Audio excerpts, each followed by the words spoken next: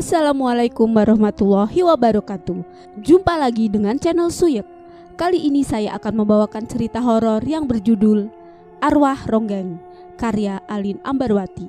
Oke teman-teman, kita langsung ke ceritanya.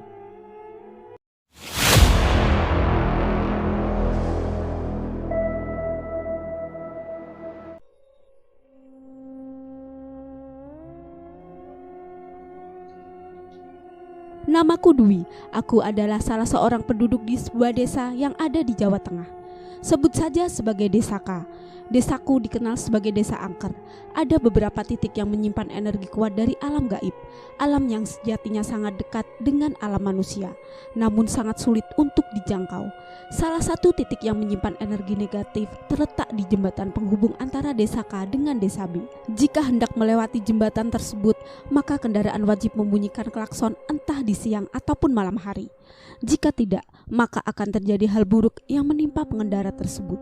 Entah ia akan jatuh tersungkur atau mengalami mati mesin di tengah jembatan. Ketika malam hari dianjurkan untuk melewati jembatan di bawah jam 11 malam, sebab jika melebihi jam tersebut, maka makhluk tak kasat mata akan menampakkan dirinya tepat di pelupuk mata pengendara. Hal tersebut sudah berlangsung sejak zaman dulu, tepatnya di tahun 1950-an, pasca penjajahan Belanda dan Jepang. Di bawah jembatan tersebut banyak sekali penunggu, di antaranya ada hantu nenek-nenek, hantu perempuan dengan wajah yang begitu kacau, buto ijo, hantu anak-anak, bahkan ada hantu ronggeng yang bersemayam di bawah jembatan. Jembatan tersebut beriringan langsung dengan kuburan desa dan di bawahnya mengalir sungai penghubung desa. Sungai yang begitu deras. Sungai tersebut sama angkernya dengan jembatan desa. Pada kisah kali ini, saya ingin menceritakan tentang sosok hantu ronggeng yang bersemayam sangat lama di jembatan tersebut. Konon katanya, sang ronggeng semasa hidupnya menjadi tumbal dari dalang yang mengiringi pentasnya. Dalang tersebut tidak lain dan tidak bukan merupakan ayah kandung yang sudah menjadikan putrinya sebagai tumbal atas kebusukan hatinya. Ronggeng tersebut bernama Nyai Sari. Sebelum menjadi seorang ronggeng, Nyai Sari merupakan gadis desa biasa. Namun parasnya begitu cantik dan memiliki kepiawaian dalam menari. Ia kerap kali menonton pagelaran ronggeng di desanya. Saat itu ayah Nyai Sari adalah dalang dari pagelaran ronggeng tersebut. Ayah Sari bernama Pangestu. Ia adalah dalang paling kondang dan paling berperan di desa K. Nyai Sari sangat bangga dengan ayahnya. Saat itu Nyai Sari hanya hidup berdua dengan ayahnya, sebab ibu kandung Nyai Sari sudah lama meninggal, tepatnya saat melahirkannya dulu. Semua orang sangat hormat dan tunduk dengan dalang Pangestu, begitupun dengan ronggeng saat itu. Namun sangat disayangkan, dalang Pangestu kerap kali memanfaatkan penghormatan semua orang untuk hal-hal yang tidak semestinya. Ia bahkan tidak segan untuk meminta hasil panen dari warga untuk kepentingannya. Jika para warga tidak mematuhi apa yang diucapkannya, maka ia akan mengancam untuk tidak lagi menjadi dalang. Sedangkan di desa K, ia merupakan satu-satunya dalang yang mampu memimpin pagelaran ronggeng dengan baik. Di sisi lain, jika di desa K tidak diselenggarakan pagelaran ronggeng, maka desa K akan mengalami musibah ataupun malapetaka secara berkepanjangan. Dimulai dari gagalnya panen warga, banyaknya kasus kematian, munculnya wabah penyakit, dan malapetaka lainnya. Desa K dan ronggeng seakan memiliki ikatan yang begitu erat dan tidak bisa lagi terbantahkan. Atas dasar itulah, para warga tidak bisa menolak permintaan dari dalang Pangestu, meskipun para warga kerap kali mengeluhkan sikap dari dalang Pangestu yang terkadang kelewat batas. Pagelaran ronggeng diselenggarakan tiap malam Jumat. Tujuannya bukan hanya sekedar pertunjukan biasa, melainkan ditujukan sebagai bentuk pemujaan dari leluhur atau nenek moyang di desa K. Ronggeng akan menari tepat di jam 9 malam, tidak boleh lebih atau kurang, meskipun hanya 1 menit. Sebelum ronggeng menari, akan ada beberapa ritual yang akan dijalani oleh penari, pengiring, dan sinden yang akan dipandu oleh dalang Pangestu. Ritual pertama yang akan dilakukan adalah ritual mandi kembang yang akan dijalankan oleh penari, yang kemudian sang penari atau ronggeng akan didandani oleh perias desa. Setelahnya dilanjutkan dengan pembakaran dupa dan peletakan sajen oleh sinden dan pengiring alunan musik Jawa. Dupa dan sesajen diletakkan tepat di hadapan sang ronggeng. Lalu dalang akan membacakan doa keselamatan dalam bahasa Jawa. Ritual tersebut tidak boleh disaksikan oleh halayak ramai. Ritual tersebut dilaksanakan secara tertutup di tempat tertentu selama kurang lebih 2 jam. Setelah semua ritual selesai dilaksanakan, maka pagelaran ronggeng pun dapat dimulai sesegera mungkin. Nyai Sari seringkali turut serta mendampingi ayahnya, yaitu Dalang Pangestu. Meskipun kepribadian Dalang Pangestu sangatlah buruk, yaitu kerap kali merampas hak para warga, namun ia adalah ayah yang sangat bertanggung jawab. Ia tak segan untuk membawa Nyai Sari kemanapun ia pentas. Bahkan Nyai Sari pun selalu turut serta dalam ritual sebelum pagelaran, meskipun Nyai Sari tidak turut serta dalam pagelaran ronggeng tersebut. Nyai Sari sudah ikut ayahnya sedari usia belia, sehingga Nyai Sari sudah sangat paham dengan pagelaran ronggeng di desanya tersebut. Bahkan ia memiliki impian untuk menjadi ronggeng di kemudian hari. Meskipun syarat untuk menjadi ronggeng sangatlah tidak mudah, namun ia percaya bahwa ia akan menjadi ronggeng suatu saat nanti.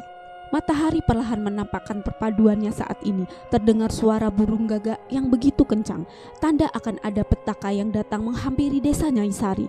Entah akan ada musibah bencana atau musibah kematian, semua menjadi misteri. Suasana desa menjadi hening seketika. Tak ada satupun orang yang berani keluar. Konon katanya, jika burung gagak sedang bersuara kencang, maka para warga tidak diperbolehkan untuk keluar dari biliknya. Bahkan mereka diwajibkan untuk menutup rapat bilik masing-masing. Mereka akan diperbolehkan keluar jika suara burung gagak tersebut sudah menghilang. Para warga tak ada satupun yang menantang pantangan tersebut dari dulu. Suara burung gagak sudah hilang. Para warga pun berduyun-duyun keluar dari biliknya untuk memastikan bahwa tidak ada hal buruk yang menimpa desa. Namun naas, harapan tinggallah harapan. Terdengar teriakan kematian dari salah seorang warga. "Nyai Ronggeng mati!" teriak salah seorang warga dengan nada yang begitu gemetaran. Sontak seluruh warga panik akan hal tersebut. Semua berduyun-duyun pergi ke rumah Nyai Ronggeng untuk memastikan. Begitu juga dengan Dalang Pangestu dan Nyai Sari. Setibanya di rumah Ronggeng tersebut, semua orang dibuat kaget dengan penemuan mayat Nyai Ronggeng. Tubuhnya membiru, matanya melotot dan memerah, serta tidak ada satupun bekas luka di tubuh Nyai Ronggeng. Kematiannya penuh dengan misteri dan sangat sukar dimengerti. Para warga pun berbondong-bondong mengevakuasi jenazah Nyai Ronggeng, mengurusnya dan kemudian menguburnya di kuburan desa. Setelah selesai mengurus jenazah tersebut, semua orang berkumpul di pendopo desa untuk merundingkan kematian Nyai Ronggeng yang terbilang mendadak. Banyak orang yang berasumsi tentang kematian Nyai Ronggeng. Ada yang berpendapat bahwa Nyai Ronggeng dimakan roh halus, ada yang berkata bahwa Nyai Ronggeng dijadikan tumbal, ada pula yang berkata bahwa Nyai Ronggeng tewas karena meminum racun. Semua hanyalah asumsi, sebab tidak ada satupun yang tahu pasti alasan Nyai Ronggeng meninggal. Selain berbincang perihal penyebab kematian Nyai Ronggeng, warga desa pun mendiskusikan perihal kelanjutan pagelaran ronggeng yang menjadi sebuah keharusan di desa K. Tidak ada pilihan lain selain mencari kandidat ronggeng baru untuk bisa menggantikan Nyai Ronggeng yang meninggal dunia. Tradisi tetaplah tradisi, dan ia haruslah tetap lestari agar tidak ada malapetaka yang menghampiri. Semua warga meminta pendapat dari Dalang Pangestu dan mendesaknya untuk segera mencari pengganti Nyai Ronggeng. Hanya ada sisa waktu 1 hari untuk memutuskan semua, sebab malam pagelaran ronggeng akan segera tiba. "Bagaimana kalau Sari yang menjadi ronggengnya?" celetuk salah seorang warga. "Wah, betul juga itu. Bagaimana kalau Sari?" ucap warga yang lain. Nyai Sari pun kaget saat mendengar usulan warga yang menyebut nama dirinya. Ia merasa bahwa dirinya belum pantas menjadi ronggeng. Usianya masih sangat muda, kala itu yaitu 17 tahun, dan kepiawaiannya dalam menari ronggeng belum sesempurna ronggeng sebelumnya. Ia takut mengecewakan para warga jika ia yang menjadi ronggeng.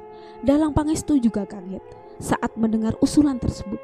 Namun setelah menelisik lebih jauh, anak gadisnya memanglah layak menjadi sosok ronggeng. Selain parasnya yang menawan, Nyai Sari juga memiliki kepiawaian dalam menari, dan hal tersebut sudah terlihat dari usianya 5 tahun. Di sisi lain, Dalang Pangestu takut jika anak sematawayangnya menjadi seorang ronggeng. Selain ia akan melewati banyak ritual sebelum sah menjadi ronggeng, ia juga akan mengalami hal-hal mistis yang seketika bisa saja terjadi, seperti kematian Nyai Ronggeng sebelumnya yang tidak mengisyaratkan hal apapun. Namun tidak ada pilihan lain. Jika hari itu juga tidak ada sosok ronggeng pengganti, maka malapetaka akan segera menghampiri kehidupan desa tersebut. "Bagaimana Sari? Apakah kamu setuju jika diri kamu menjadi ronggeng?" ucap Dalang Pangestu. Tapi ayah, Sari takut jika harus menjadi ronggeng. Sari khawatir akan menimbulkan masalah di desa ini. Terlebih, Sari belum memiliki pengalaman apapun di dunia ronggeng. Bahkan menari di hadapan orang banyak pun Sari belum pernah. Sari khawatir akan mengecewakan ayah dan para warga.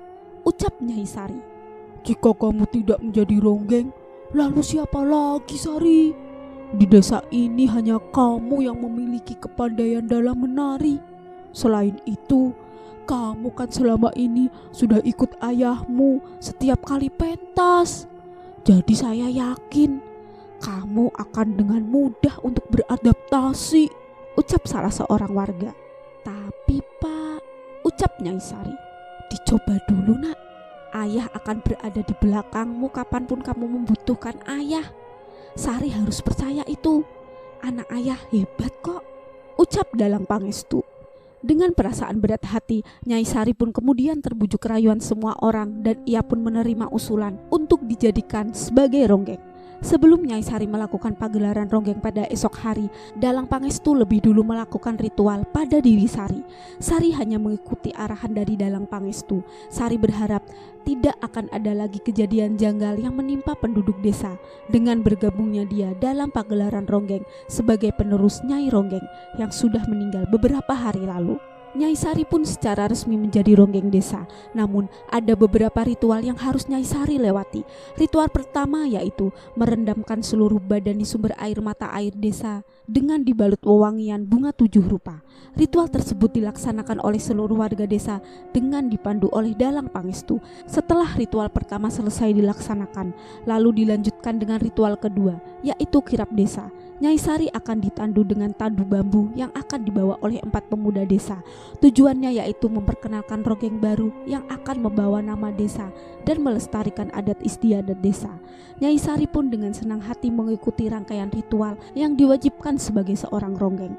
Ritual ketiga yang harus dilakukan oleh Nyai Sari yaitu pengikatan rahim.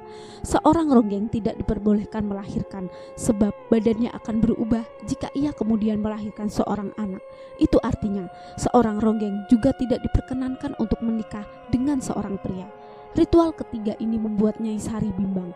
Dalam hati kecil Nyai Sari, ia sangat ingin di kemudian hari bisa menikah dan memiliki seorang anak. Namun, hidup adalah sebuah pilihan. Demi menyelamatkan keberlangsungan kehidupan di desa, Nyai Sari pun berkenan untuk mengorbankan keinginan di hati kecilnya tersebut. Ritual pengikatan rahim dilakukan secara tertutup oleh dukun kandungan desa. Setelah semua ritual selesai dilalui oleh Nyai Sari, kini ia pun bisa mulai berlatih menari dan kemudian menyelenggarakan pentas di desa. Kehadiran ronggeng muda menjadi daya tarik tersendiri bagi penduduk desa, terlebih lagi bagi para kaum Adam. Selain ingin menyaksikan pertunjukan ronggeng, mereka pun ingin melihat paras cantik dari Nyai Sari. 2 hari berlatih menari, kini tiba waktunya Nyai Sari melaksanakan pentas di hadapan para warga. Malam itu Nyai Sari nampak begitu gugup. Ia dirias oleh perias desa hingga begitu cantik. Sebelum pagelaran dimulai, Nyai Sari pun mengikuti ritual rutin yang biasa dilakukan oleh kelompok pementasan ronggeng, baik itu dalang, sinden maupun pengiring pentas. Nyai Sari tampil begitu sempurna hingga membuat semua orang yang melihatnya terpikat tanpa berkedip. Sorak-sorai semua warga pun mengiringi pementasan dari awal hingga penutupan. Namun di tengah pentas, kejadian janggal pun terjadi. Tarian Nyai Sari yang semula halus mendadak menjadi lebih bertenaga dengan gerakan yang begitu cepat. Mata Nyai Sari perlahan mulai melotot, keringatnya pun mengucur begitu deras. Gerakannya semakin kencang dan bruk. Nyai Sari pun tersungkur di atas rantai pementasan.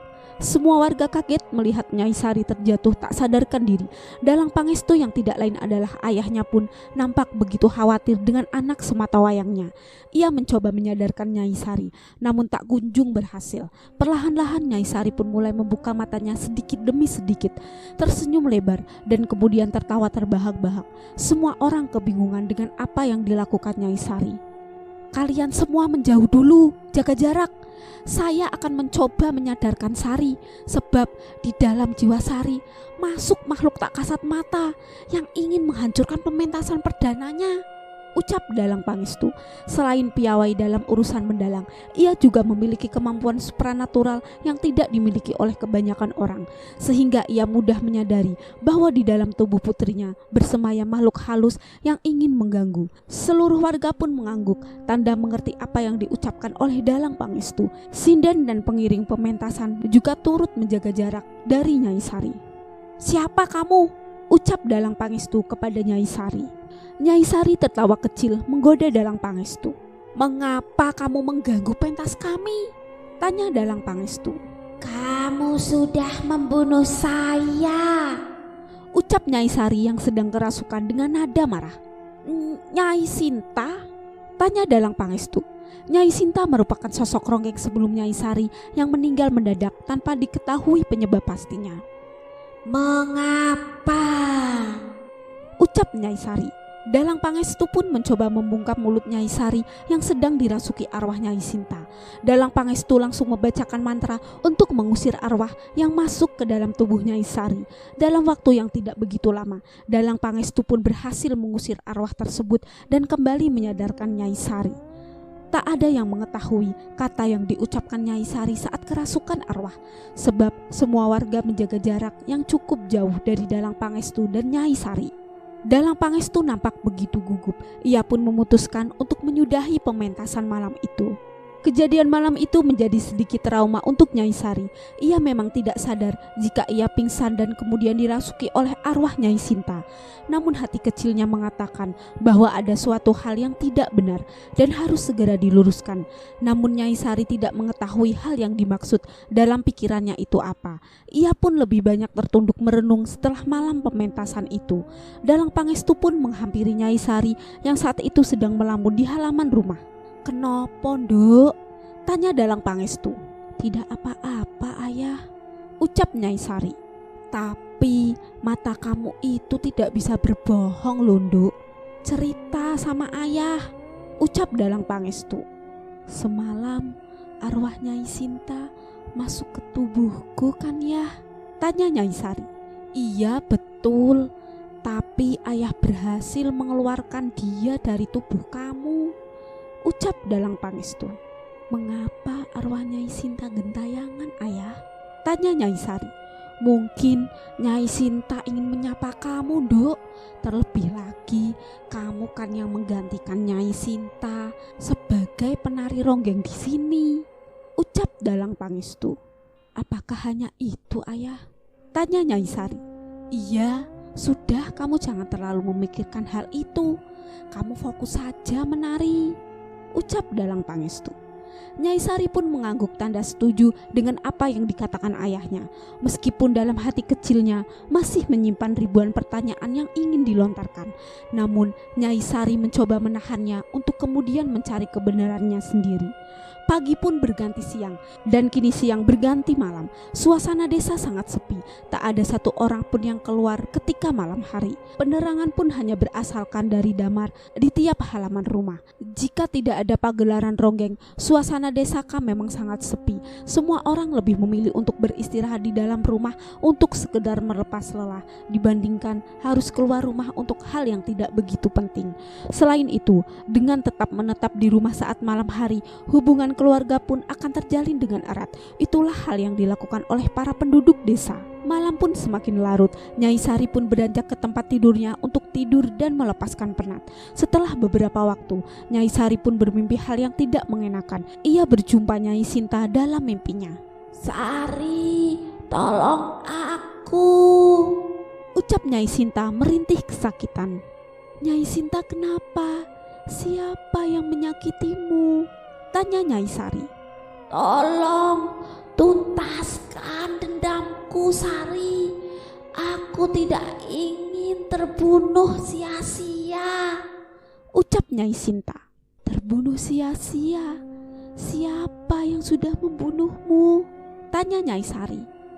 "Ayahmu, Sari," ucap Nyai Sinta. "Tidak mungkin, ayahku sangat baik, Nyai," ucap Nyai Sari.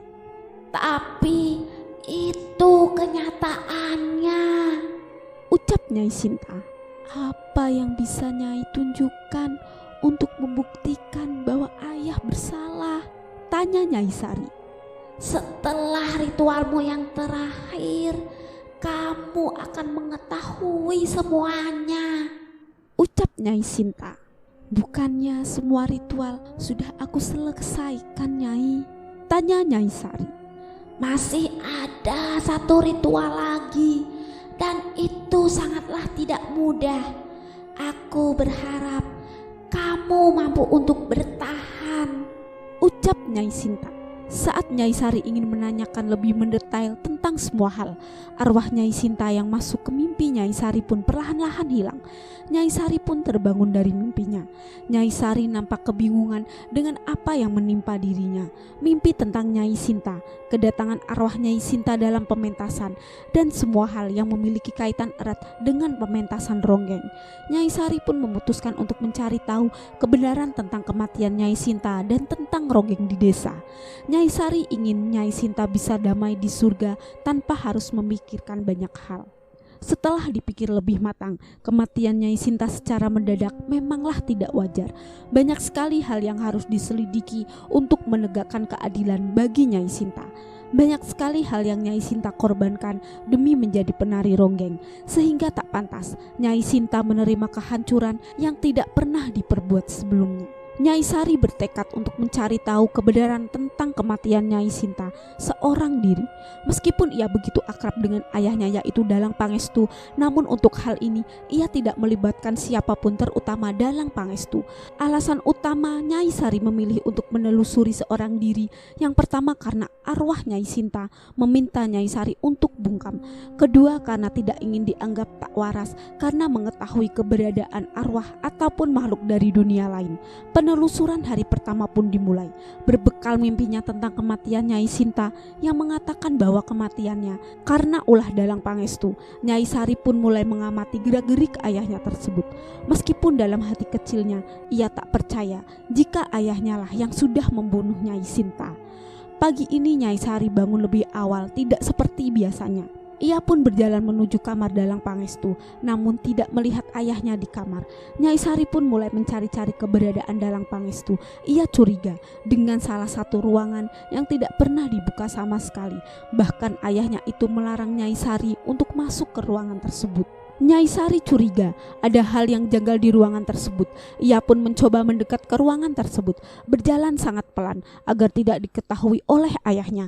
Dari balik daun pintu, Nyai Sari mendengar suara ayahnya di dalam ruangan itu. Ayahnya seolah-olah sedang berbincang dengan seseorang, namun dia tidak tahu siapa orang yang diajak ayahnya bicara. Sedangkan di rumahnya hanya ada Nyai Sari dan ayahnya tersebut. Nyai Sari semakin curiga ada hal yang tidak benar. "Saya sudah menyerahkannya, Nyai," ucap Dalang Pangestu dengan nada yang begitu lirih. "Serahkan kembali dia ketika usianya 25 tahun," ucap lawan bicara ayahnya. "Tapi saya tidak bisa, Nyai," ucap ayah Nyai Sari. "Jika kamu tidak menyerahkannya, maka nyawamulah yang akan menjadi gantinya," jawab sumber suara tersebut. Nyai Sari semakin penasaran dengan apa yang dimaksud dengan ayah dan lawan bicaranya itu. Menyerahkan siapa? Nyawa siapa? Mengapa ayah tunduk kepadanya? Siapa dia? Banyak sekali pertanyaan di benak Nyai Sari. Nyai Sari pun mencoba lebih keras lagi untuk bisa melihat seisi ruangan tersebut. Ia mencari celah-celah untuk mengintip. Ia pun melihat sebuah lubang kecil dekat jendela. Nyai Sari pun memanfaatkannya untuk melihat isi dalam ruangan tersebut. Dengan hati-hati ia mencoba mengintipnya. Nyai Sari begitu kaget ketika melihat ayahnya hanya seorang diri di ruangan tersebut. Sedangkan jelas-jelas tadi ia mendengar ayahnya tersebut sedang berbincang dengan seseorang. Ia juga melihat isi ruangan ayah penuh dengan sesajian, aneka jenis keris dan banyak sekali lukisan seorang ronggeng. Ruangan tersebut menggambarkan sosok ayah yang seorang dalang. Tak lama setelahnya, Nyai Sari pun memutuskan untuk menyudahi pengintaiannya hari itu. Ia tak ingin ayahnya mengetahui bahwa ia sedang berada di ruangan terlarang tersebut dan mencoba mencari tahu tentang ayahnya. Fajar pun segera tiba. Nyai Sari pun bergegas kembali ke kamarnya. Ia merenungkan kejadian yang baru saja dilihatnya. Tak lama kemudian, sosok arwah Nyai Sinta pun menghampiri Nyai Sari yang sedang melamun saat itu. Semenjak Nyai Sari dirasuki oleh Nyai Sinta, ia pun bisa menyadari keberadaan arwah dan bisa melihatnya. "Sari, tolong saya," ucap arwah Nyai Sinta. Nyai Sari langsung menyadari keberadaan Nyai Sinta. Ia pun tersadar dari lamunannya. "Saya sudah mulai membantu Nyai mendapatkan keadilan. Namun saya ragu saya bisa, Nyai," ucap Nyai Sinta dengan nada suara yang semakin lirih. "Saya akan membantumu," ucap arwah Nyai Sinta. "Bagaimana caranya, Nyai?" tanya Nyai Sari. "Kamu akan tahu dengan sendirinya, Sari," kata arwah Nyai Sinta. Nyai Sari pun menyetujui apa yang diucapkan oleh Nyai Sinta. Meskipun sebelumnya Nyai Sari tidak begitu mengenal Nyai Sinta, namun ia merasa bahwa ia dan Nyai Sinta memiliki ikatan batin yang tidak biasa. Nyai Sari tidak mengetahui alasannya. "Besok semua akan nampak," ucap arwah Nyai Sinta. "Apa yang nampak, Nyai?" tanya Nyai Sari. "Semuanya," ucap Nyai Sinta. Nyai Sari pun tidak banyak bertanya dengan Nyai Sinta. Ia pun memutuskan untuk membuktikan omongan Nyai Sinta keesokan harinya. Nyai Sari berharap tidak ada hal buruk yang terjadi. Namun harapan tinggallah harapan. Manusia hanya bisa berusaha, namun Tuhanlah yang pantas merealisasikannya. Arwah Nyai Sinta pun mengajak Nyai Sari untuk pergi ke suatu tempat. Kala itu sinar pagi terpancar begitu nyata. Nyai Sari bertanya-tanya ke arah mana Nyai Sinta akan membawanya. Nyai Sari pun berjalan menyusuri jalan desa, masuk ke daerah persawahan, dan terakhir masuk ke sebuah hutan. "Mengapa Nyai membawaku kemari?" tanya Nyai Sari. "Lihat itu," ucap Nyai Sinta sembari menunjuk sebuah pohon beringin besar yang tumbuh lebat di halaman rumah. "Ada apa dengan pohon itu, Nyai?" tanya Nyai Sari. "Mendekatlah, kamu akan tahu semuanya," ucap arwah Nyai Sinta. Nyai Sari kemudian mendekat dan memegang batang pohon di depannya. Arwah Nyai Sinta pun masuk ke tubuh Nyai Sari. Dari situlah Nyai Sinta menggambarkan kejadian yang sebenarnya kepada Nyai Sari. Nyai Sinta menceritakan bahwa seorang ronggeng akan mati ketika dirinya memasuki usia 25 tahun.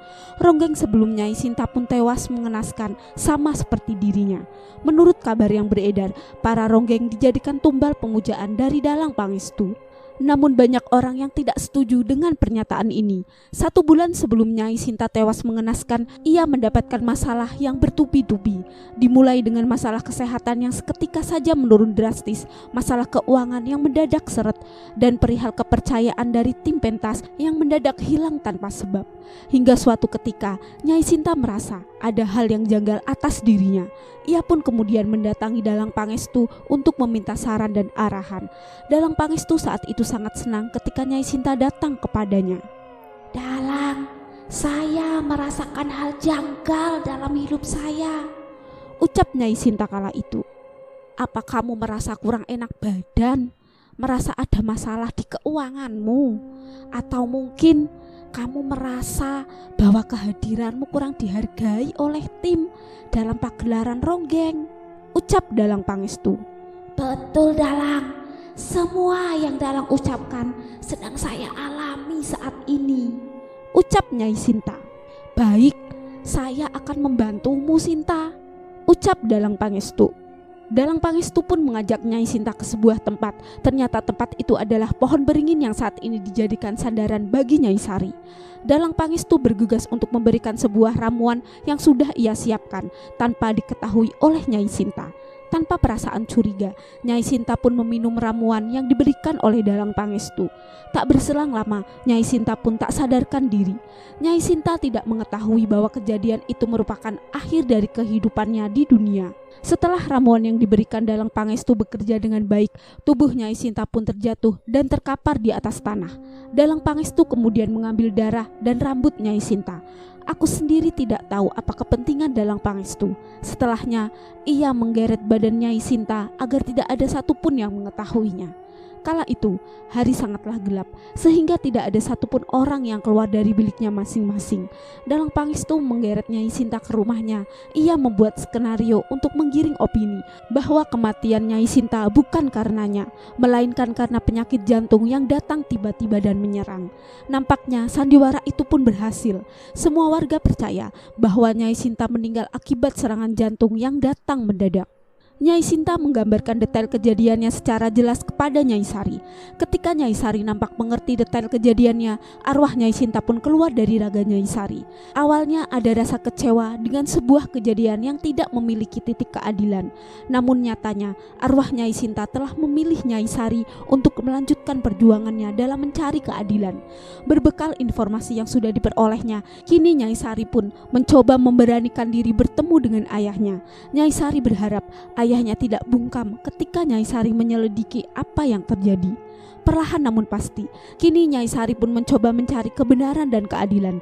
Ia menanyakan kepada ayahnya yang tidak lain adalah Dalang Pangestu. Apakah ayah yang sudah membunuh Nyai Sinta? Ucap Nyai Sari. Kata siapa? Jawab Dalang Pangestu. Saya sudah tahu semuanya ya. Arwah Nyai Sinta mendatangiku. Ucap Nyai Sari. Itu tidak benar, ucap Dalang Pangestu. Mengapa ayah begitu tega? Mengapa ya? Ucap Nyai Sari. Dalang Pangestu semakin merasa dipojokkan oleh Nyai Sari. Ia pun memilih untuk meninggalkan Nyai Sari yang saat itu sedang berbicara terhadapnya. Dalang Pangestu terus berusaha menghindar. Dalang Pangestu pun pergi meninggalkan Nyai Sari tanpa berucap satu kata pun. Nyai Sari sangat sedih dengan sikap ayahnya tersebut, karena secara tidak langsung Dalang Pangestu mengakui perbuatannya meskipun tidak diucapkan secara langsung. Lalu apa alasan yang membuat ayah melakukan ini, sedangkan Nyai Sari sangat paham dengan kepribadian ayahnya tersebut. Meskipun ia terkesan congkak, namun ia tak mungkin tega menghilangkan nyawa seseorang, terlebih lagi menghilangkan nyawa Ronggeng yang menjadi bagian penting dari pementasannya tersebut. Nyai Sari pun memutuskan untuk mengikuti arah kemana ayahnya tersebut pergi. Benar saja, ayahnya pergi ke sungai tepat di bawah jembatan desa. Ia nampak kebingungan. Ia jalan ke sana kemari seolah-olah sedang ada beban di pundaknya. Tak lama kemudian, Nyai Sari melihat sesosok perempuan keluar dari sungai tersebut. Perempuan itu begitu cantik, pakaiannya persis seperti pakaian Ronggeng dengan rias di wajah cantiknya. Perempuan itu menghampiri Dalang Pangestu dan kemudian berbisik kepada Dalang Pangestu. Kamu tidak boleh mundur, Pangestu. Semua sudah terjadi. Kamu harus tetap menjalankannya sebaik mungkin. Jangan tunjukkan kepada semua orang tentang bagaimana proses pencapaian kamu, tapi cukup beritahu mereka untuk tetap patuh. Ucap perempuan itu. Saya ingin berhenti, Nyai. Ucap Dalang Pangestu. Berhenti sama saja dengan mati. Ucap perempuan itu. Tak lama setelahnya perempuan itu pun menghilang. Aku pun menyadari bahwa perempuan itu bukanlah manusia, melainkan sosok arwah Ronggeng, tak jauh berbeda dengan arwah Nyai Sinta. Aku pun berpikir keras untuk memaknai perkataan arwah tersebut. Dan apa hubungannya dengan Dalang Pangestu? Apakah Dalang Pangestu melakukan perjanjian terlarang dengan arwah tersebut? Atau mungkin hal buruk lain? Nyai Sari semakin tidak paham dengan kerumitan yang terjadi secara mendadak di hidupnya. Nyai Sari pun bergegas pulang sebelum diketahui oleh ayahnya. Nyai Sari berharap ia bisa memperoleh bukti lainnya. Sepulangnya Nyai Sari di rumahnya, ia kembali dikagetkan oleh sosok nenek tua yang sedang datang ke rumahnya tanpa permisi. Maaf, nenek siapa? Tanya Nyai Sari. Saya akan beritahukan kamu kebenarannya. Ucap nenek tersebut. Kebenaran tentang apa, Nek? Tanya Nyai Sari. Ayahmu dan Ronggeng desa. Ucap sang nenek. Ia pun menceritakan awal mula Dalang Pangestu terkait janji dengan arwah para Ronggeng. Dalang Pangestu terikat janji dengan arwah Ronggeng pertama di desa K. Tujuannya yaitu Dalang Pangestu ingin namanya tetap lestari, semua orang tunduk padanya, dan ia bisa memiliki kekayaan yang luar biasa. Namun jelmaan arwah tersebut menginginkan seorang tumbal sebagai gantinya. Tumbal yang diinginkan pun bukan sekedar tumbal biasa, melainkan ia ingin Dalang Pangestu memberikannya sosok Ronggeng. Namun batas usia yang diinginkannya, yaitu 25 tahun. Memang terbilang tidak masuk akal, tetapi itulah kenyataan yang terjadi.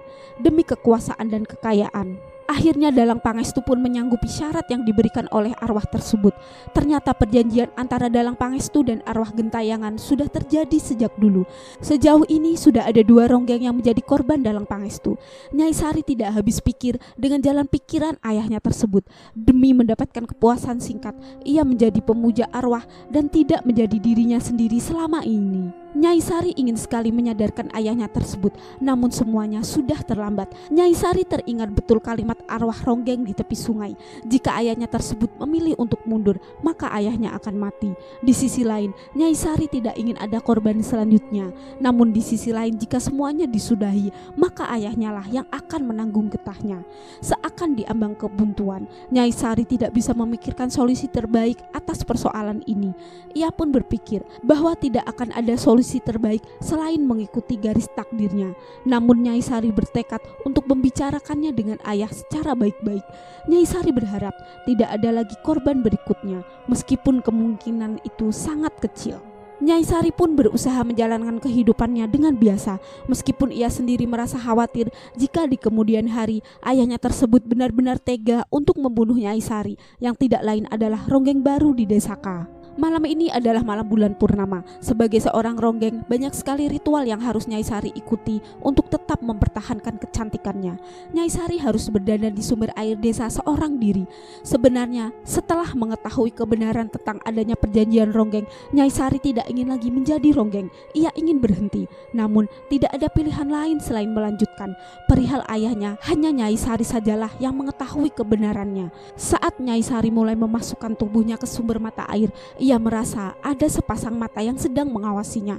Nyai Sari berusaha untuk tetap tenang, meskipun saat itu ia hanya seorang diri di sumber mata air desa tersebut.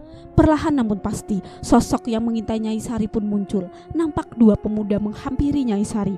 Mereka pun merayu Nyai Sari. Nyai Sari nampak ketakutan dengan rayuan kedua pemuda tersebut. Ia ingin sekali berteriak, namun mulutnya seakan-akan terkunci rapat. Kedua pemuda itu pun mendekat, semakin mendekati Nyai Sari. Mereka berdua nampak bukan penduduk asli desa, sehingga mereka tidak mengetahui bahwa perempuan yang sedang dirayunya adalah seorang ronggeng yang sangat dihormati di desa. Mereka berdua berniat jahat terhadap Nyai Sari. Ternyata sedari awal ketika Nyai Sari merendamkan badannya ke dalam sungai, mereka sudah mengamati dan menikmati lekuk tubuh Nyai Sari. Mereka pun memaksa Nyai Sari untuk melayaninya. "Cantik, layani aku dong," ucap salah seorang pemuda. "Kamu siapa?" ucap Nyai Sari. "Kamu tidak perlu tahu siapa kami. Kamu hanya perlu melayani kami," ucap kedua pemuda tersebut. Suasana di sekitar sungai sangat sepi. Nyai Sari mencoba berteriak, namun tak ada satupun orang yang mendengar teriakannya tersebut. Nyai Sari yang begitu lemah pun berhasil digagapi oleh kedua pemuda tersebut. Mereka berdua memperkosa Nyai Sari dengan begitu brutal. Nyai Sari sangat ketakutan, namun tidak bisa melawan kuatnya tubuh kedua pemuda. Secara bergantian, kedua pemuda tersebut kemudian menikmati tubuh Nyai Sari yang masih begitu suci. Nyai Sari hanya bisa menangis dan menangis. Ia tak mampu berbuat apapun. Malam purnama menjadi malam yang begitu kelam bagi Nyai Sari. Bahkan ia tidak mampu mengampuni dirinya sendiri. Jika ia memiliki kekuatan lebih, tentu kejadian ini tidak akan menimpa dirinya. Namun nasi sudah terlanjur menjadi bubur. Nyai Sari sudah menjadi korban pemerkosaan dan ia tak mampu mengembalikan kesuciannya. Setelah berhasil menaklukkan Nyai Sari dan menyetubuhinya, kedua pemuda tersebut pun bergegas untuk pergi meninggalkan Nyai Sari yang sedang tergeletak lemas. Mereka berdua tidak memperdulikan kondisi Nyai Sari. Nyai Sari menangis begitu histeris. Ia tidak percaya dengan apa yang menimpa dirinya barusan. Tangisannya begitu kencang meskipun tubuhnya begitu lemas, hingga akhirnya dia pun pingsan tak sadarkan diri. Keesokan harinya, ia menjumpai tubuhnya sudah berada di bilik kamar rumahnya. Nyai Sari semakin bingung. Siapa yang sudah menggendong dirinya dari sungai menuju rumah? Siapa yang sudah sangat baik menyelamatkan Nyai Sari? Pikir Nyai Sari kala itu. Ternyata ayahnya lah yang sudah menemukannya tergeletak di atas tanah pinggir sungai dan kemudian membawanya untuk kembali ke rumah. tanpa Nyai Sari menjelaskan kronologi ataupun peristiwa yang menimpa dirinya. Dalang Pangestu sudah lebih dulu tahu. Dalang Pangestu pun nampak begitu marah. Ia bertekad untuk menemukan kedua pemuda bejat itu. Di sisi lain, Nyai Sari masih sangat trauma dengan kejadian yang menimpa dirinya. Ia menjadi takut jika bertemu dengan sosok lelaki, terlebih jika harus memulai pertemuan dengan seorang pria. Semenjak itu, kepribadian Nyai Sari berubah 180 derajat. Keceriaannya hilang, kepercayaan dirinya pun hilang. Bahkan ia enggan untuk menari di hadapan orang banyak, meskipun dirinya adalah seorang ronggeng. Kejadian itu benar-benar membekaskan luka dalam kehidupan Nyai Sari. Pekan depan adalah jadwal untuk pementasan ronggeng. Sementara psikis Nyai Sari belum kunjung sembuh dari rasa trauma diperkosa. Meskipun ia tidak akan mungkin hamil, sebab rahimnya sudah lebih dulu diikat saat prosesi menjadi ronggeng. Namun tetap saja kesuciannya sudah direnggut oleh pria-pria tidak bertanggung jawab. Dalang Pangestu yang mengetahui hal ini sangat marah dan murka. Ia pun mengutuk kedua pemuda tersebut dan bertekad untuk mencari keberadaan kedua pemuda tersebut untuk memperhitungkan rasa trauma yang diberikan kepada putri sematawayangnya. Saat Nyai Sari melamunkan nasib buruknya, tiba-tiba saja arwah Nyai Sinta merasuk ke tubuh Nyai Sari dan membisikkan suatu hal yang sangat penting. Ketika arwah Nyai Sinta masuk ke dalam raga Nyai Sari, ia membuka semua kebenaran yang terjadi terhadapnya, sekaligus memberikan sebuah petuah penting yang harus dijalani oleh Nyai Sari, agar ia dapat menyelamatkan dirinya dari hal buruk yang lambat laun akan datang menghampirinya. Tolong ceritakan kematianku kepada seluruh warga. Aku dijadikan tumbal oleh ayahmu, Sari. Bisik Nyai Sinta sesaat sebelum masuk ke raga Nyai Sari. Nyai Sari yang sedang dirasuki oleh arwah Nyai Sinta pun bergegas keluar dari biliknya. Ia berlari layaknya orang yang sedang kesetanan. Ia pun menghampiri pendopo desa dan membunyikan kentongan yang tergantung rapi di pendopo tersebut untuk memanggil semua warga agar mereka segera berkumpul ke arahnya.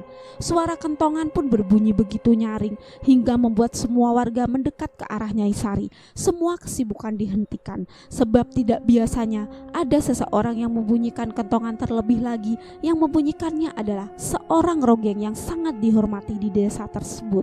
Ada apa Nyai Sari memanggil kami semua kemari? Ucap salah seorang warga. Betul Nyai, apakah ada hal yang mendesak? Tanya salah seorang warga. Di sisi lain, Dalang Pangestu pun mendengar suara kentongan yang dipukul oleh anaknya tersebut. Saya Nyai Sinta, ucap Nyai Sari yang saat itu sedang dirasuki arwah Nyai Sinta. Semua orang terkaget mendengar perkataan tersebut. Pasalnya Nyai Sinta sudah tewas beberapa minggu yang lalu. Ia tewas mengenaskan tanpa adanya alasan yang jelas pula. Saya mati karena ulah seseorang yang paling kalian hormati, ucapnya. Mengapa kamu datang Nyai? Sedangkan ragamu sudah kami kubur beberapa minggu lalu di liang lahat, ujar salah seorang warga. Saya datang untuk membuka tabir kebenaran, ucapnya. Kebenaran tentang kematianku yang disengaja, ucapnya lagi. Kematian yang disengaja? Maksudmu apa Nyai? Tidak mungkin ada orang yang tega melukaimu, bahkan membunuhmu. Kamu sangat kami hormati. Nyai adalah bagian dari adat yang tidak mungkin bisa kami hindari, ucap salah seorang warga. Nyai Sari pun menuju ke arah Dalang Pangestu tanpa ragu. Semua orang mengikuti arah tangan Nyai Sari dan mengetahui sosok yang ditunjuknya dengan begitu tegas dan penuh dengan amarah. Dia menjadikanku tumbalnya, ucap Nyai Sari yang masih dirasuki arwah Nyai Sinta. Dia membuat kesepakatan dengan bangsa jin dan menjadikan semua ronggeng di desa sebagai tumbalnya saat usianya menginjak 25 tahun. Apakah ini wajar? Bukan hanya itu, hormatnya kalian terhadapnya adalah ilusi yang diperolehnya atas hasil kesepakatannya bersama bangsa jin. Selain itu, apa kalian ingat ketika anak gadisnya Sari akan dijadikan seorang ronggeng? Ia menolaknya di awal karena ia tidak ingin anaknya pun menjadi tumbal atas keburukannya ayahnya sendiri. Ucap arwah Nyai Sinta. Dalang Pangestu yang mendengar semua perkataan arwah Nyai Sinta begitu kaget. Ia pun mencoba menyangkalnya. "Jangan kalian dengarkan arwah Jalang ini." Ia berkata demikian karena ia mati sia-sia tanpa membawa apapun, bahkan segenggam harta pun tidak. Ia tewas mengenaskan akibat serangan jantung, bukan karena tumbal seperti yang dimaksud. Lagi pula, untuk apa saya menjadikannya tumbal? Ucap Dalang Pangestu mencoba menyangkal. Para warga pun dibuat bingung menentukan perkataan siapa yang benar, arwah Nyai Sinta atau Dalang Pangestu yang teramat dihormati di desa. Apakah Nyai Sinta atau Dalang Pangestu dapat memberikan bukti atas ucapannya masing-masing? Kami tidak ingin mengambil langkah yang salah dengan memihak orang yang tidak semestinya, ucap para warga. Kalian masih butuh bukti setelah menyaksikan saya terbujur kaku di lantai. Padahal kalian tahu saya tidak pernah sekalipun menderita sakit, lebih-lebih sakit jantung. Lalu apakah kalian tetap percaya semua perkataan Dalang Pangestu setelah dia bertindak semena-mena terhadap kalian, mengambil paksa hasil panen kalian, membentak dan memarahi kalian, haus penghormatan dan selalu merasa dirinya adalah orang yang paling penting dan berpengaruh di desa ini, ucap arwah Nyai Sinta. Semua warga pun mulai percaya dengan ucapan arwah Nyai Sinta yang mulai masuk akal. Selama ini Dalang Pangestu menjadi sosok yang mengerikan, selalu merampas hasil panen, haus penghormatan dan hal buruk lainnya, sehingga tidak mustahil jika dia pun melakukan hal keji dan membuat kesepakatan antara dirinya dengan bangsa jin. Namun mengapa ia malah mengorbankan ronggengnya alih-alih mengorbankan orang lain, sedangkan ronggeng memiliki peranan penting dalam perkembangan adat desa. Dan jika Dalang Pangestu menghilangkan ronggengnya sendiri, itu artinya ia juga mematikan pementasan dia sendiri. Banyak hal aneh yang dianggap kurang masuk akal, namun terjadi begitu saja. Dalang Pangestu pun mulai gelisah dan mencoba untuk menghindari dari kerumunan warga di desa. Ia memutuskan untuk pergi tanpa pembelaan lebih lanjut darinya. Melihat gerak-gerik Dalang Pangestu yang memilih pergi meninggalkan para warga di pendopo, mereka semakin yakin bahwa Dalang Pangestu benar-benar bersalah. Ia sudah melakukan perjanjian dengan bangsa jin dan menjadikan para ronggeng sebagai tumbal dari keburukannya tersebut. Alih-alih pergi untuk menghindari amukan warga, Dalang Pangestu malah kembali ke rumahnya dan masuk ke bilik kosong yang biasa ia jadikan tempat ritual persembahannya tersebut untuk meminta pertolongan dari bangsa jin yang menjelma sebagai ronggeng pertama di desa tersebut. "Nyai, tolong saya tidak ingin mati karena diamuk oleh warga," ucap Dalang Pangestu. "Pergilah kamu ke sumber air desa dan bersemedilah. Niscaya semua warga tidak akan menemukan keberadaanmu," ucap jelmaan jin yang menghuni ruang kosong tersebut. "Lalu bagaimana dengan anak saya, Sari, Nyai?" ucap Dalang Pangestu. "Ia akan menjadi tumbal terakhirmu jika kamu benar-benar ingin nyawamu selamat," ucap jelmaan jin tersebut. "Bagaimana caranya?" tanya Dalang Pangestu. "Larungkan ia di sumber air desa tepat di bawah jembatan dalam keadaan hidup. Ia akan mati bersama derasnya aliran sungai dan akan kudekap dengan erat. Jika kamu melakukannya dengan baik, maka semua warga akan lupa semua perkataan yang didengarnya saat ini, dan mereka akan selalu memberikan hormat dan tunduk terhadapmu," ucap jelmaan jin tersebut. Di sisi lain, setelah mengumumkan kebenaran tentang kematiannya, Nyai Sinta keluar dari raga Nyai Sari. Nyai Sari pun pingsan setelahnya. Seluruh warga membawa Nyai Sari untuk kembali ke rumahnya. Beberapa warga perempuan bergantian untuk menyadarkan Nyai Sari. Tak lama kemudian Nyai Sari pun tersadar. Warga yang berjaga pun senang dengan tersadarnya Nyai Sari. Alih-alih berterima kasih, Nyai Sari malah mencari ayahnya. "Ayah kemana?" ujar Nyai Sari. Ayah kamu pergi setelah arwah Nyai Sinta menceritakan kebenaran tentang kematiannya. Saya tidak menyangka dalang yang begitu kami hormati nyatanya begitu tega menjadikan para ronggeng sebagai tumbalnya hanya karena ia ingin mendapatkan kekuasaan, penghormatan, dan kekayaan dari perjanjiannya bersama bangsa jin yang sudah berlangsung begitu lama. Ujar salah seorang warga. Maafkan ayah saya tahu perbuatannya tidak dibenarkan, namun ia ayah yang sangat baik bagi saya. Saat saya mengalami syok yang begitu berat dan psikis yang terganggu akibat diperlakukan tidak manusiawi oleh dua pemuda kemarin, ayah membawaku kembali ke rumah. Ujar Nyai Sari. Memang betul, Dalang Pangestu memang sangat peduli terhadapmu, namun tidak dengan ronggeng-ronggeng lain, Dok. Buktinya, ia begitu tega menjadikan para ronggeng sebagai tumbalnya. Mungkin hanya kamu yang nantinya tidak akan dijadikan tumbal oleh Dalang Pangestu, sebab ia begitu menyayangimu, Dok. Ujar salah seorang warga setelah Nyai Sari siuman dan berbincang sebentar dengan para warga. Warga pun pamit untuk kembali ke bilik masing-masing guna melanjutkan kesibukan mereka masing-masing. Kini Nyai Sari pun hanya seorang diri di dalam rumahnya. Tak lama kemudian Dalang Pangestu pun kembali ke rumahnya. Ia langsung mencari keberadaan Nyai Sari. "Sari, kamu di mana?" ujar Dalang Pangestu. "Saya di kamar, Ayah," jawab Nyai Sari dengan nada yang begitu lirih. "Temani ayah pergi ke sumber mata air desa, tepatnya di bawah jembatan.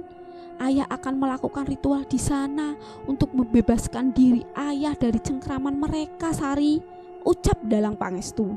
"Baiklah ya, Sari akan menemani ayah," ucap Sari.